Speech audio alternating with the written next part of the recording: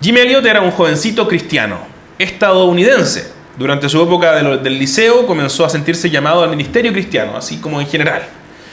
Ya en sus 20 comenzaba a hablar de convertirse en un misionero transcultural a los pueblos no alcanzados. Pero Jim Elliot comenzó a cultivar esta suerte de pasión por los pueblos no alcanzados en absoluto. O sea, no alcanzados ni siquiera por la civilización.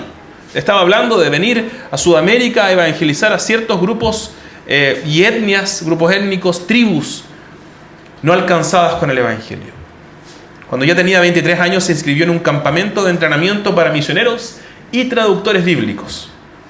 Y para cuando tenía apenas 26 años, figuraba viajando en avión a trabajar entre las tribus originarias del Ecuador. Tribus que no habían sido alcanzadas y por lo tanto eran tremendamente hostiles y agresivas. Y cuando uno escucha hablar a un chiquillo de 20 años acerca de sus sueños, uno se puede incluso reír a veces, ¿no? No sé si está bien, pero es lo que ocurre. A veces, cuando uno tenía 20 años, pensaba que ese pololeo iba a ser eterno. Y después dices, no, en realidad no. A veces, a los 20 años decías, yo cuando tenga 50 voy a estar allá. Y después dices, no, en realidad nunca quise estar allá. Te vas dando cuenta de que quizás la opinión de este chiquillo de 20 y tantos años era más bien una desorientación. Quizás cuando uno lo escuchaba, cuando sus profesores, papás, amigos, familiares lo escuchaban hablar acerca de dejarlo todo y partir para Ecuador a evangelizar a las tribus, uno pensaría que era una decisión inmadura, propia de la juventud. Ya se le va a pasar. Quizás pensaríamos, está farreándose el futuro este chiquillo. Mira, estaba estudiando dibujo arquitectónico en ese tiempo. ¿Qué está haciendo? ¿Por qué viajaría a Ecuador? Es peligroso además. ¿No será esta cuestión de vivir para Jesús algo meramente fanatismo religioso? ¿No será de frentón un impulso irresponsable? Este impulso de algunos de ir a evangelizar hasta la China. ¿Por qué alguien dejaría todo? Realmente dejar todo. Dejar las oportunidades que tienes en casa. Porque hay gente que deja incluso su familia, porque hay gente que deja su futuro y sus riquezas, sus empresas. ¿Por qué lo arriesgarías todo para dar testimonio de Jesús? ¿Por qué hay gente como Elliot? ¿Por qué hay gente como Allen Gardner, que decía la semana pasada Raúl, ¿no? Que dejó incluso a su familia en Inglaterra y vino a arriesgar la vida y ciertamente la perdió? ¿Por qué alguien se entregaría tan deliberadamente a la muerte? ¿No simplemente falta de madurez o de perspectiva? Hoy día vamos a encontrar las respuestas a estas preguntas en el mensaje que Jesús mismo envía a las iglesias de Esmirna. En Apocalipsis 2, del 8 al 11. El que tenga oídos para oír, que oiga lo que el Espíritu dice a la iglesia. Así dice el Señor. Escribe al ángel de la iglesia de Esmirna, el primero y el último, el que estuvo muerto y ha vuelto a la vida, dice esto: yo conozco tu tribulación y tu pobreza, pero tú eres rico. Y la blasfemia de los que se dicen ser judíos y no lo son, sino que son sinagoga de Satanás. No temas lo que estás por sufrir. Yo te digo que el diablo echará a algunos de ustedes en la cárcel para que sean probados, y tendrán tribulación por 10 días. Sé fiel hasta la muerte, y yo te daré la corona de la vida. El que tiene oído, oiga lo que el Espíritu dice a las iglesias. El vencedor no sufrirá daño de la segunda muerte. Las semanas que han pasado hemos descubierto que esta carta de profecía apocalíptica llamada Apocalipsis, en su totalidad está dedicada a 7 iglesias de Asia Menor. Hoy día Turquía Oriental, ¿no? Perdón, Turquía Occidental, ¿cierto? Está Grecia por este lado, voy a hacerlo para que ustedes lo puedan entender. Está Grecia por aquí, está Inglaterra, Francia, toda Europa. Grecia por acá, al sur, centro de Europa. Y a este lado, hacia Asia, hacia el oriente, están las costas de Turquía. Y ahí están todas estas iglesias relativamente juntas. Era un sector geográfico relativamente pequeño. Y a esas iglesias es que les escribe Jesús. Y Jesús, en el caso de Esmirna, comienza reconociendo la situación que están viviendo. En el verso 9 se nos describe a la iglesia de Esmirna como una iglesia que es pobre, una iglesia que está sufriendo. Sus recursos son escasos y a ratos parecen insuficientes para resistir. Todo indica que este grupo de judíos que está colaborando con Satanás busca destruir a la iglesia. Resulta que lo más probable es que estos judíos hayan estado instigando a los romanos contra la iglesia. ¿Cómo lo hacían? Bueno, lo que les decían era: nosotros los judíos tenemos una protección romana que nos permite adorar a Dios y rendirle reverencia al César, pero no adoramos al César. Hacían esa distinción bien tramposa, porque en el fondo igual se postraban, igual presentaban sus tributos, igual en un sentido le servían al César, ¿no? Habían conseguido esa suerte de convenio y ahora estaban diciéndole a los romanos: hey, estos no son judíos. No se equivoquen, estos no son una secta judía, son otra cosa y se están resistiendo a adorar al César. Por lo tanto, deberían encarcelarlos. Los habían acusado públicamente de resistirse a adorar al César romano, que era obligatorio en todo el territorio de Roma. Si no lo adoraban, entonces te expulsaban o te encarcelaban. Podías adorar a todos los dioses que quisieras, por cierto. La única condición es que también adoraras al César. Y ese era el problema para los cristianos. Y es justamente en la ciudad de Esmirna donde la fidelidad de Roma se había tornado particularmente importante. Era una ciudad extremadamente nacionalista. Los relatos cuentan de que habían edificios enteros dedicados al César, muchas más estatuas de las necesarias, porque era una ciudad nacionalista, profundamente nacionalista. Sería algo así como la Alemania nazi o quizás como la Rusia de Stalin, ¿no? Donde las figuras, estos hombres que caminaban, se enarbolaban por todos lados con grandes y ostentosas estatuas. Si estos cristianos entonces no se sometían al César y se negaban a hacerlo una y otra vez, entonces debían ser perseguidos y asesinados. Y en el tiempo de Esmirna, en el tiempo de Apocalipsis, lo más probable es que eso justamente haya comenzado a ocurrir. Bajo el emperador Domiciano estaban siendo perseguidos, expulsados, estaban siendo torturados y estaban siendo muertos.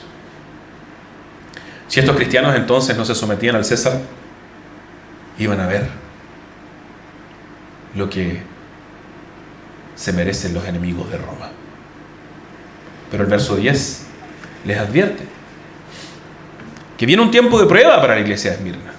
Un tiempo que los va a enfrentar con la cárcel y con la muerte. Un tiempo que está simbolizado aquí con estos 10 días. Que quizás eran literales 10 días, pero lo más probable es que en realidad sea una referencia al libro de Daniel, una vez más, que ya hemos visto varias veces en el comienzo nomás de Apocalipsis. Daniel 1 nos cuenta que el profeta Daniel fue sometido a prueba en Babilonia. Adivinen por cuánto tiempo. Por 10 días. Porque así como Daniel tuvo que probar que sí, él era fiel al Señor y no iba a tener comunión con el rey Nabucodonosor, sentarse en esa cultura a la mesa del rey significaba someterse al rey, jurarle lealtad al rey. Y Daniel dice: no, yo no te voy a jurar lealtad, así que no voy a comer lo que de tu mesa. Por 10 días Daniel dice: no, yo solo sirvo al Señor. Ahora es la iglesia la que debe probar si frente al peligro mismo de la muerte. No estamos hablando del amigo que se enojó contigo, no estamos hablando de ese cliente al que se va a reír de ti, o de ese compañero de la universidad que te encuentra chistoso porque eres cristiano. Estamos hablando del peligro mismo de la muerte. La iglesia debe probar frente al peligro de la muerte si va a servir a la cultura y al rey de su cultura romana, o si va a servir a su propia cultura del reino de Dios y a su rey. Y es en ese contexto de peligro de muerte que Jesús se revela como el primero y el último. ¿Te fijaste, no? Versículo 8, si no me equivoco. El primero y el último. El que estuvo muerto y ha vuelto a la vida. Jesús le está recordando a la iglesia que, aunque Él ha muerto, la muerte no tiene la última palabra sobre Él. Él tiene dominio sobre la muerte. Y Él le asegura su presencia.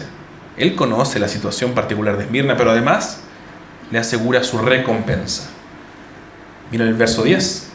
Frente a este peligro de muerte es quien Jesús asegura su presencia, cuidado y recompensa. Sé fiel hasta la muerte y yo te daré la corona de la vida.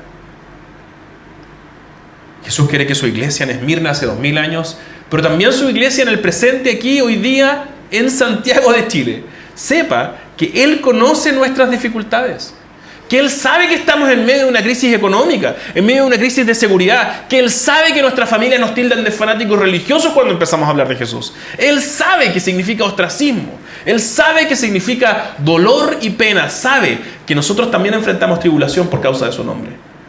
Y en medio de esas dificultades, ese tierno rey que escribe esta carta, no nos dice, bueno, chiquillos, no se preocupen.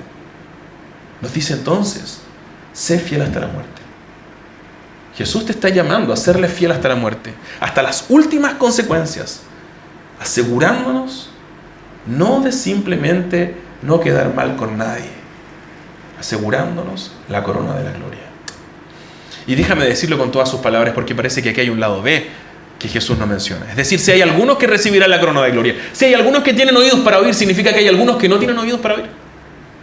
Es probable, así como Jesús le está escribiendo esta carta a la iglesia de Esmirna, recuérdalo, que Jesús, el que está hablando, el Espíritu Santo que está hablando por medio de esta misma carta a nosotros, esté viendo que aquí también nosotros tenemos, algunos de nosotros, los oídos medio tapados. Y quizás hay algunos de nosotros que tienen oídos para oír. Y otros van a salir de aquí con los oídos tapados. Más nos vale ser, lavarnos bien los oídos en el Espíritu Santo y decirle, Señor, ayúdame a escucharte. Si tú sientes que el Espíritu te está hablando a lo lejos, no te alejes, no te hagas el sordo. Agarra el oído y sacúdete bien hasta que puedas escuchar su voz con claridad.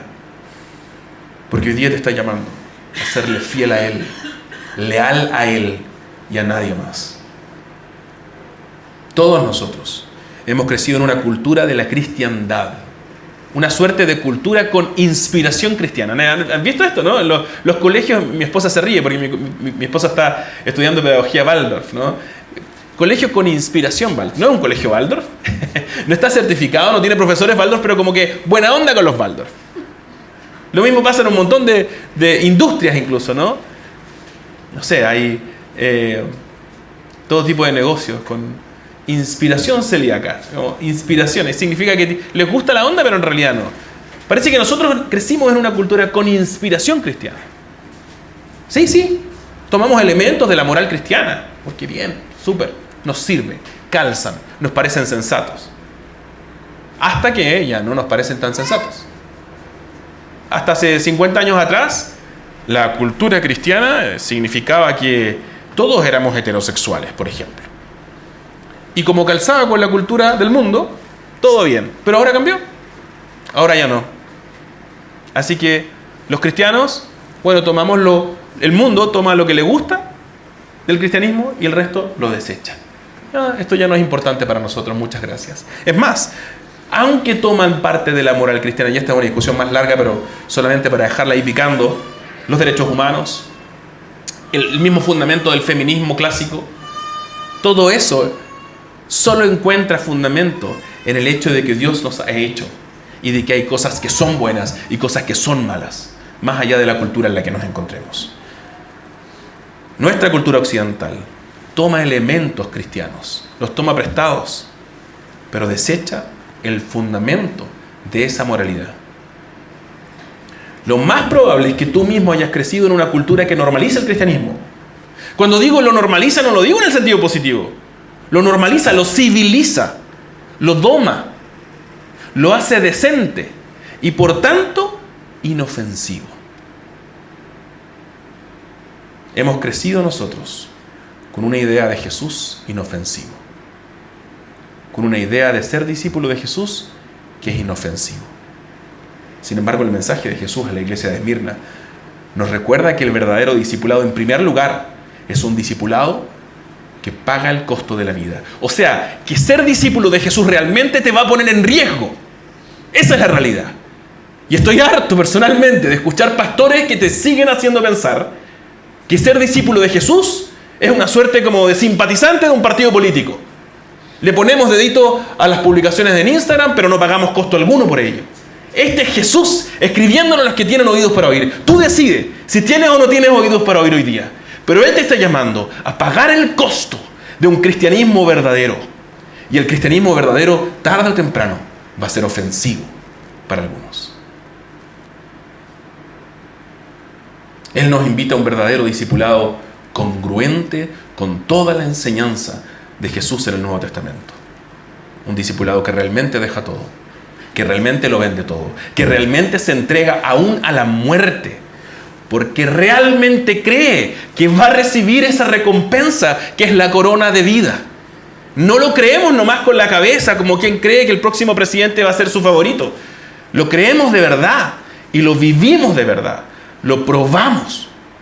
Quizás hoy día llegamos convencidos por nuestra cultura de que Jesús nos ha invitado a una suerte de secta de gente decente.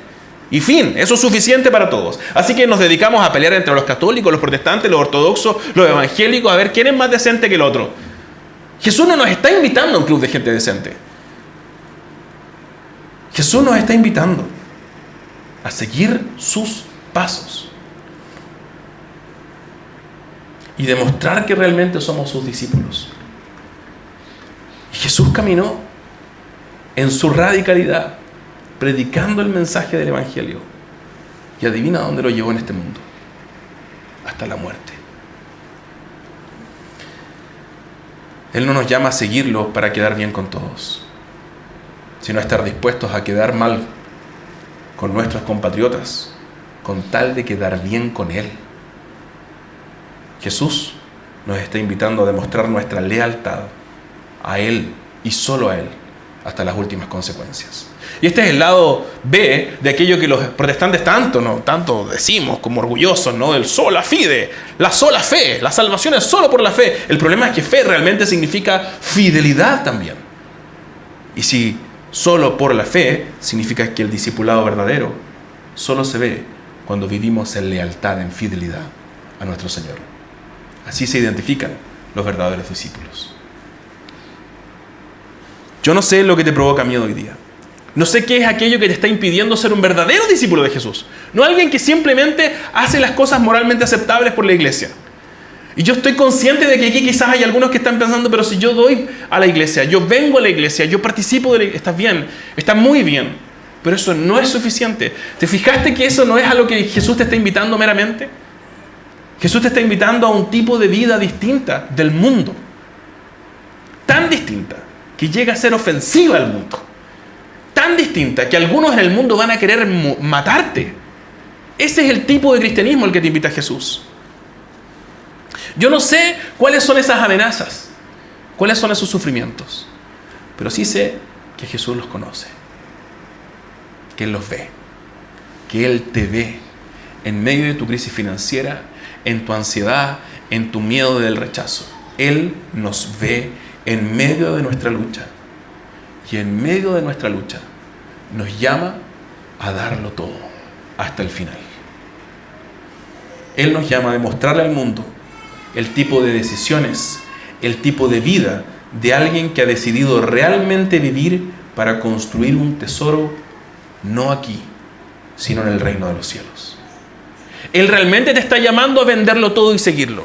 Porque lo decimos, lo ponemos, lo predicamos, pero en realidad cuando llega la hora de los QA y ahí apretamos un poquito el billete para que no se nos note, ¿no? Como cuando nos vienen a pedir a alguien en la calle y tratamos de no movernos para que no suenen las monedas que tenemos en el bolsillo.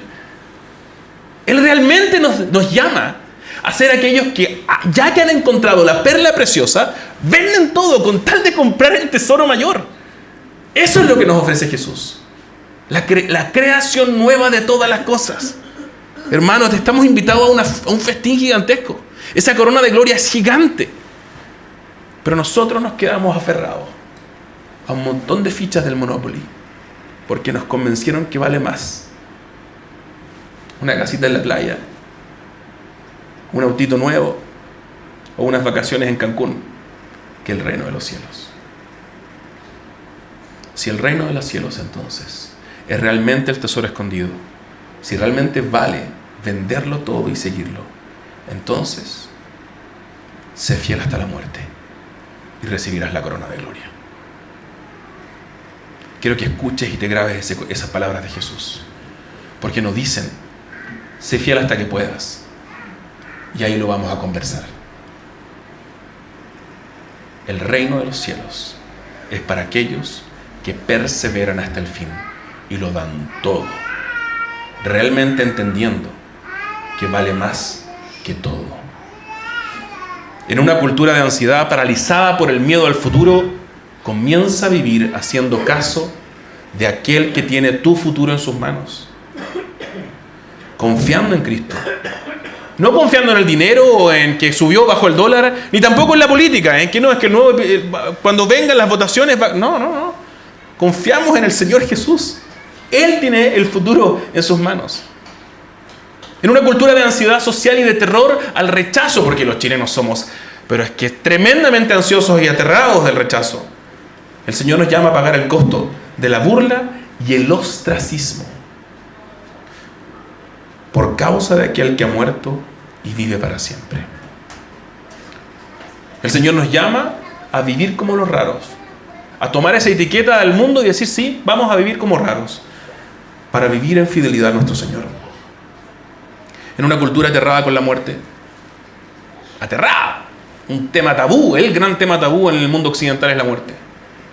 Él nos dice: yo soy el que ha muerto y vive para siempre. Ven a vivir conmigo. Comencemos hoy día a pagar el costo de la recompensa que durará para siempre. Muchos de nosotros necesitamos arrepentirnos. Yo, preparando este sermón, me daba cuenta, Señor, ayúdame, porque siento ese llamado sobre mí personalmente, no es algo que predico nomás.